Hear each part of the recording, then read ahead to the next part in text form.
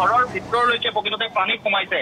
এই মুহূৰ্তত আপোনালোকক যদি দেখুৱাও এই ৰুক্মিণী গাঁৱৰ যিটো পৰিৱেশ ৰুক্মিণী গাঁৱৰ পৰিৱেশটো দেখুৱালে আপোনালোক নিজে আচৰিত হ'ব প্ৰতিখন গাড়ী ইয়াৰ যিখন ঘৰসমূহৰ বাহিৰত যিসমূহ গাড়ী পাৰ্কিং কৰা আছে সেই গাড়ীসমূহ সম্পূৰ্ণৰূপে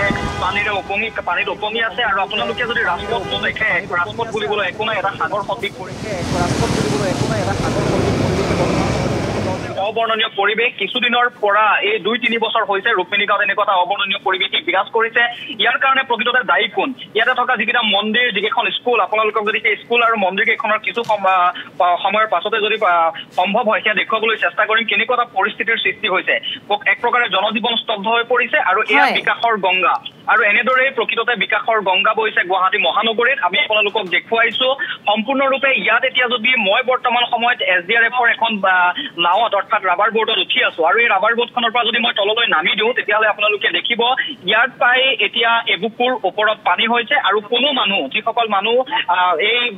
বাসগৃহসমূহৰ ভিতৰত সোমাই আছে তেওঁলোক মানুহ বাহিৰত সেই মানুহসকল বাহিৰলৈ ওলাই আহিব নোৱাৰা অৱস্থা আৰু বাহিৰত যিসকল মানুহ আছে সেই বাহিৰত থকা মানুহসকল এক প্ৰকাৰে ঘৰলৈ আহিব নোৱাৰা এটা অৱস্থাৰ বৰ্তমান সময়ত সৃষ্টি হৈছে যাৰ কাৰণে SDRF NDRFৰ এইসমূহ ৰাবাৰ বোৰ্ডৰ জৰিয়তে এই মানুহসমূহক এক প্ৰকাৰে উদ্ধাৰ অভিযান তেওঁলোকে অব্যাহত ৰাখিছে এনেদৰেই আৰু এনেকুৱা যিটো পৰিস্থিতি এই পৰিস্থিতিৰ কাৰণে প্ৰকৃততে কাক দায়ী সজাব কোন প্ৰকৃততে ইয়াৰ কাৰণে দায়ী আৰু ইতিমধ্যে কৈ থকা হৈছে যে পৰিকল্পনাহীন কাম আৰু এই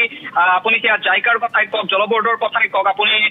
GMছ কথাই কওক GMDৰ কথাই কওক পাই গুৱাহাটী উন্নয়নৰ দায়িত্বত থকা বহুকেইটা বিভাগ আছে কিন্তু সেই বিভাগসমূহৰ যিসকল দক্ষ অভিযন্তা সেই দক্ষ অভিযন্তাসকলে প্ৰকৃততে কৰিছে কি আজিৰ দিনটোত সেইটো এটা ডাঙৰ প্ৰশ্ন আৰু এনেদৰে আপোনালোকে যদি চাই ইটো প্ৰান্তৰ পৰা সিটো প্ৰান্তলৈ ৰুক্মিণী গাঁৱৰ প্ৰতিটো বাসগৃহৰ ভিতৰত এতিয়া পানীৰ ৰাজপথত পানী কোনো এজন ব্যক্তি বৰ্তমান সময়ত ৰাজপথত আপোনালোকে নেদেখিব এটা জনশূন্য পৰিৱেশে বিৰাজ কৰিছে আৰু যিসকল বৰ্তমান সময়ত আহিছে বা যিসকল ঘৰলৈ উভতিছে কামৰ পৰা ৰাতিপুৱা যিসকল ওলাই গ'ল সেইসকলক কিন্তু বৰ্তমান সময়ত এনেদৰে SDRF বা NDRFৰ নাৱৰ জৰিয়তে আনি থাকিবলগীয়া হৈছে গতিকে আমি কথাখিনি পাতি আছো প্ৰকৃততে কাৰ পৰিকল্পনাত এনেকুৱা ধৰণৰ হৈছে ইতিমধ্যে কৈছো যে নগৰ উন্নয়ন দপ্তৰৰ মন্ত্ৰীগৰাকীয়েও অশোক সিংহালৰ পাছত জয়ন্ত মল্ল বৰুৱা আহিল গতিকে জয়ন্ত মল্ল বৰুৱাৰ দিনতো কিদৰে মহানগৰীৰ জনতাই দুৰ্দশা দিন কটাব লগা হৈছে সেয়া কিন্তু এয়া জল স্পষ্ট জল পটপটকৈ এক প্ৰকাৰে স্পষ্ট হৈ পৰিছে আৰু ইয়াৰ পাছত প্ৰকৃততে তেওঁলোকে যি মিছন ফ্লাড ফ্ৰীৰ গুৱাহাটীক তেওঁলোকে ফ্লাড ফ্ৰী কৰাৰ তেওঁলোকৰ যি পৰিকল্পনা সেয়া তেওঁলোকে কেনেদৰে সাকাৰ ৰূপ দিব সেয়া কিন্তু ইয়াৰ পাছৰ পৰ্যায়ত চাবলগীয়া হ'ব বৰ্তমান আটাইতকৈ ডাঙৰ কথাটো এইটোৱে তেওঁলোকে প্ৰায় 12 মাহৰ 6টা মাহ শুই থাকে অৰ্থাৎ যিটো খৰালি সেই খৰালিৰ সময়ত তেওঁলোক শুই থাকে আৰু বাৰিষাৰ নহওঁতে তেওঁলোকে নলা নৰ্দমাসমূহৰ নিষ্কাশন বা বিভিন্ন ধৰণৰ কাম কৰা আৰম্ভ কৰে আৰু সেই কামসমূহৰ পৰিণতিত যে আজিৰ জনতাই এনেদৰে দুৰ্ভোগ ভুগিবলগীয়া হৈছে এক প্ৰকাৰে স্পষ্ট আৰু ৰুক্মিণী গাঁৱৰ বৃহত্তৰ অঞ্চল ইয়াতে কেইবাগৰাকীও মন্ত্ৰীৰ বাসগৃহ আটাইতকৈ ডাঙৰ কথা কিছু দূৰত অৰ্থাৎ প্ৰায় ইয়াৰ পৰা প্ৰায় 500 মিটাৰ মান নিলগতে মন্ত্ৰী কেশৱ মহন্তৰ ঘৰ অঞ্জন দত্তৰ ঘৰ ইয়াতে কেইবাগৰাকীও প্ৰাক্তন আপুনি সেয়া বিধায়ক মন্ত্ৰীৰ কথাই কওক বা বৰ্তমানৰ মন্ত্ৰীৰ কথাই কওক কেইবাগৰাকীৰ ঘৰ আৰু তেওঁলোকৰ ঘৰতো কিন্তু বৰ্তমান সময়ত পানী সোমাই আছে কিন্তু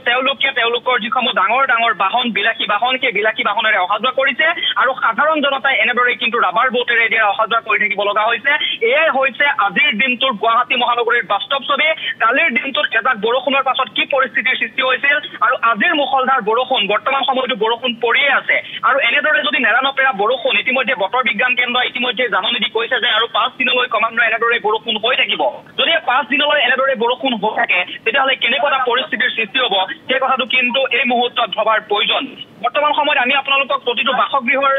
পৰিৱেশ যিহেতু এই মুহূৰ্তত আপোনালোকক দেখুৱাই আছো ৰুক্মিণী গাঁৱত কেনেকুৱা এটা পৰিৱেশে বিৰাজ কৰিছে সেয়া আপোনালোকে দেখিলে আচৰিত হ'ব এই যিটো আপোনালোকে পথ বা উপপথ দেখিছে এই পথৰ পৰা উপপথ প্ৰতিটো পথতে বা উপপথতে এতিয়া পানী একাঠৰ ওপৰত পানী হৈছে আৰু কিছু দূৰৰ নিলগতে যদি আমি যাওঁ তেতিয়াহ'লে তাত কিন্তু এবুকুৰ ওপৰত পানী এটা ভয়ংকৰ পৰিস্থিতি জনজীৱন স্তব্ধ হৈ পৰিছে আৰু এই পৰিস্থিতিৰ পাছত প্ৰকৃততে ৰজাঘৰীয়াই এই গোটেই বিষয়টোক লৈ কেনেধৰণৰ চিন্তা কৰে কেৱল মাত্ৰ তুলুঙা মন্তব্য বা কাৰোবাৰ গাত যদি দুখ ঠেলি দিয়ে এই গোটেই সমস্যাটোৰ পৰা হাত সাৰিব বিচাৰে তেতিয়াহ'লে কিন্তু নহ'ব গতিকে এটা ভয়ংকৰ পৰিস্থিতি আৰু এই পৰিস্থিতিৰ পৰা কেনেধৰণে সমগ্ৰ এই পৰিস্থিতিটোৰ পৰা কেনেদৰে তেওঁলোকে এটা সমাধান সূত্ৰ উলিয়াই তেওঁলোকে কেনেকুৱা ধৰণৰ সুপৰিকল্পিত চিন্তা কৰে ইতিমধ্যে কৈছো কাটিছে হয় হয় এই মুহূৰ্তত আমাৰ দুইগৰাকী সাংবাদিক উপস্থিত আছে মছফিক আৰু চম্পক ৰুক্মিণী গাঁৱৰ পৰিৱেশ আমি দেখুৱাইছোঁ আপোনালোক দুইগৰাকীৰ জৰিয়তে এবুকু পৰ্যন্ত পানী সেই অঞ্চলটোত প্ৰতি ঘৰৰ লোকৰ ঘৰৰ ভিতৰত সোমাইছে পানী গতিকে এনে এক অৱস্থাত প্ৰশাসনৰ তৰফৰ পৰা কিবা ৰিলিফৰ ব্যৱস্থা দিয়া হৈছে নে সাহায্য কিবা ব্যৱস্থা দিয়া হৈছে নে কাৰণ লোকসকলে এতিয়া ঘৰৰ পৰা ওলাব নোৱাৰা পৰিস্থিতি